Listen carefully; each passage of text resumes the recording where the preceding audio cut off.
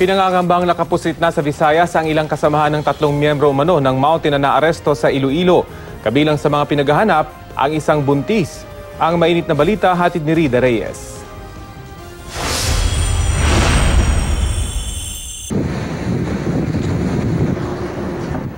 Pagkadaong ng barkong ito sa Port of Iloilo,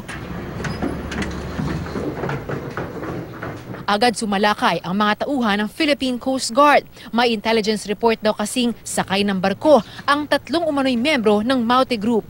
Nadaki pang 3, kabilang ang sinasabing pamangkin ng Maute Brothers na kinilalang si Farida Pangumping.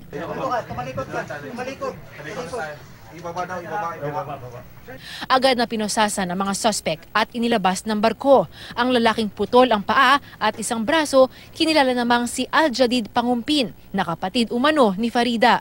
Malaki yung ginagampanan nito kasi part ng more on the logistical supports.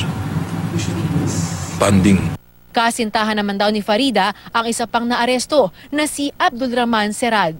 Galing ng Cagayan de Oro ang mga suspect at papunta raw sa Maynila para bisitahin ang kanilang ina. Nag-iba mo ka, madali silang falsify ng mga IDs, documents, then identities na ibang pangalan.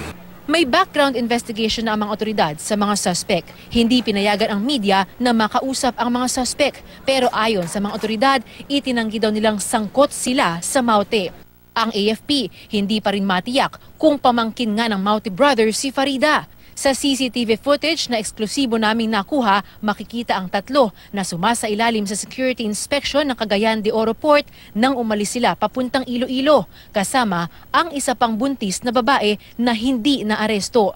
Pinangangambahan din na may iba pa silang kasama sa biyahe na nakapuslit na sa Visayas. According sa mga interview namin dun sa mga pasahero, nakatabing banks nila na tinutulugan, narinig nga nila na kung ano man mangyari, huwag tayong papahuli ng buhay. More or less 5 to 7 ang sinabi ng mga ibang nakakita ron. So hindi lang 4? Saka lagi sila nagpupulong na magkakatabi habang umaandar yung barko. Napag-alamang biyaheng pa Maynila ang grupo pero hindi pa malinaw sa ngayon kung ano ang pakay nila pagdating doon. Isa sa ilalim sa forensic examination ang 6 na cellphone na natagpuan sa 3 na posible umanong magbigay daan sa kanilang mga susunod na plano.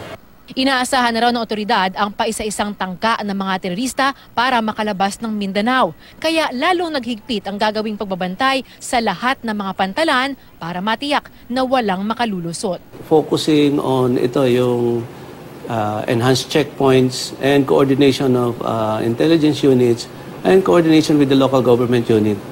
Because sabi nga natin, security is not just the role of the security sector, but also of the constituents. Mula rito sa Cagayan de Oro City, Rida Reyes, GMA News.